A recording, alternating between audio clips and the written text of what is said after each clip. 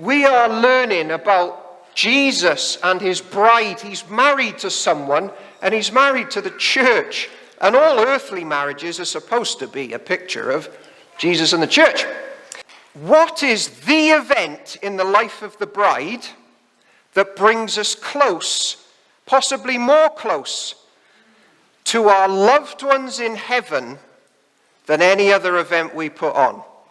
And it's important because this morning we're going to see not only how the priest Jesus makes his bride, but what our focus as the bride should be on. This is John. He's having a vision of like a divine liturgy service happening in heaven. And they sang a new song saying, "You are worthy to take the scroll and to open its seals, because you were slain. And with your blood you purchased for God people from every tribe and language, people and nation." Wales, Malawi, isn't it? "You have made them to be a kingdom and priests to serve our God, and they will reign on the earth." Then I looked and heard the voice of many angels, numbering thousands upon thousands and 10,000 times 10,000s. They encircled the throne and the living creatures and the elders, and in a loud voice they were saying, "Worthy is the Lamb who was slain to receive power and wealth and wisdom and strength and honor," with the American spelling, "and glory and praise." Then I heard every creature in heaven and on earth and under the earth and the sea and all that is in them saying, "To him who sits on the throne and to the Lamb to praise and honor and glory, be praise and honor and glory and power forever and ever." And the four living creatures said, "Amen." And the elders fell down and worshipped. So what is the focus of the bride? Here's a few questions. Is singing important in the life of the church? Is a yes or no, Parkend? Yes. According to this text, though, is spoken, almost liturgical statements of worship important in the life of the church? Yes. Who is the focus of the praise in the divine liturgy service that John has a vision of? Who is the focus? And it begins with an L. The Lamb. Children, did you know that Jesus is also called a lamb? Why is that? And remember, when we have communion down here, do you remember this? It says this: "For whenever you, Parkend, eat the bread that the children are drawing, or drink the cup of wine, you proclaim the Lord's death until he comes." So when we do it, we're proclaiming something about Jesus. What is the bit about the Lamb here that they are most focused on as a bride? It's that he was, and it begins with an S, slain, killed. How does the divine priest form and bring his bride together? Why is Jesus the Lamb that our focus should be on? Here's another one. I have got some answers. Why, in the ancient church, did they kill an animal as a picture of one day what would happen to their Messiah who was going to come, Jesus? Have you ever wondered that? Why has the focus been on slain animals when we do it in communion, slain Jesus? Why? Why is this the focus of the bride among everything else? Okay, let me have a go at answering it. You can answer as well.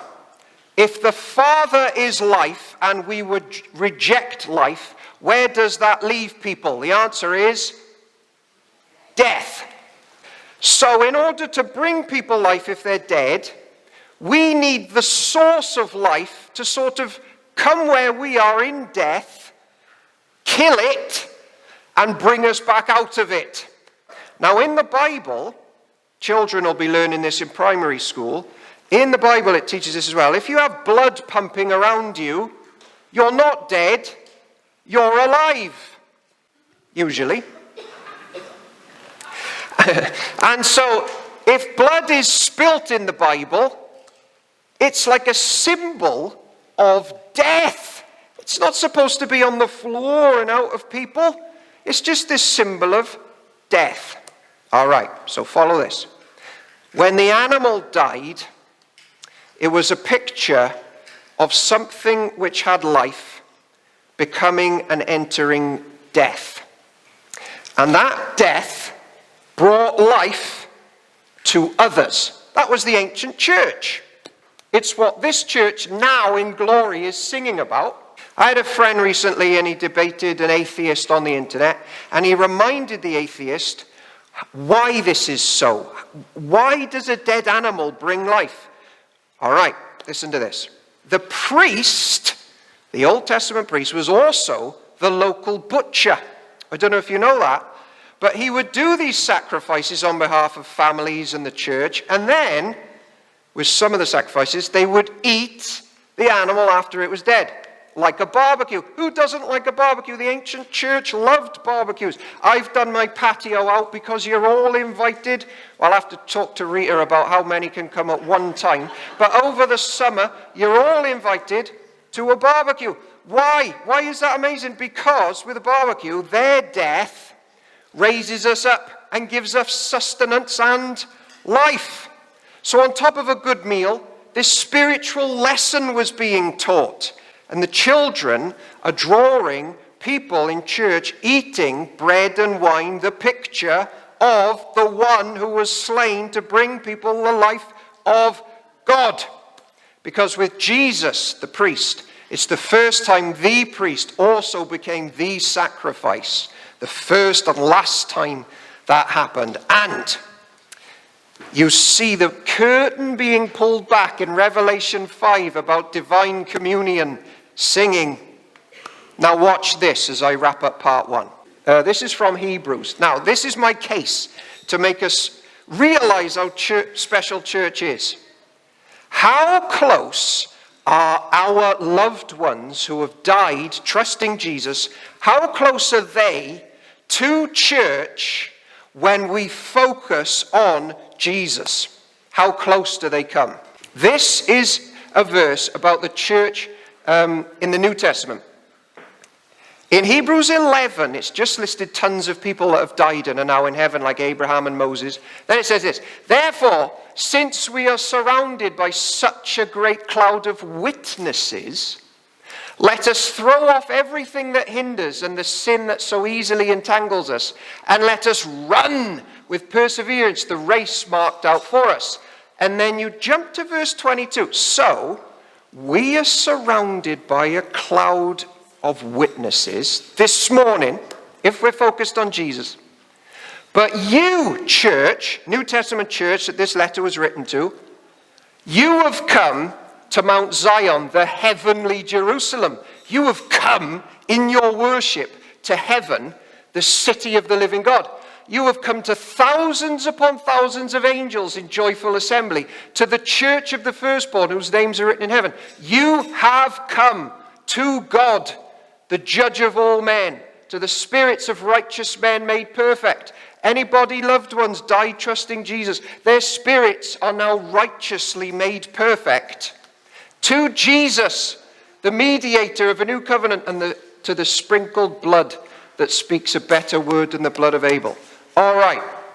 We come, when we focus on the Lamb, to them this morning, and they come to us.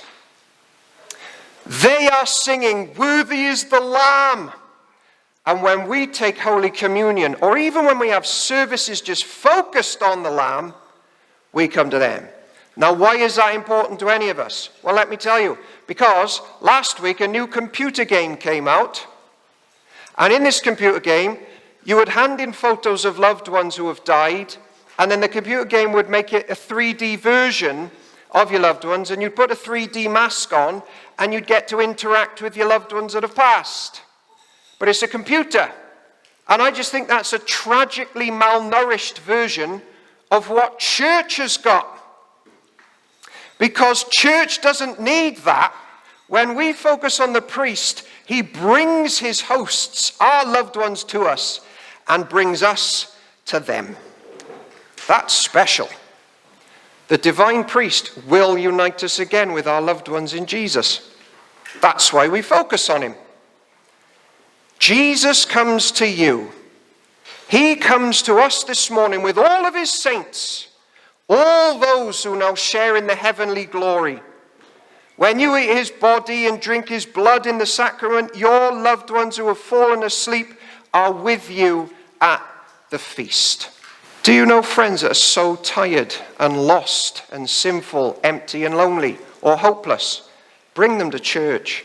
Particularly bring them to that divine communion service where they don't have to listen to me for half an hour and ponder the depths of life. They just come and we'll say, confess your sins at this table and he will meet you. That's the power of the focus of the Lamb that was slain.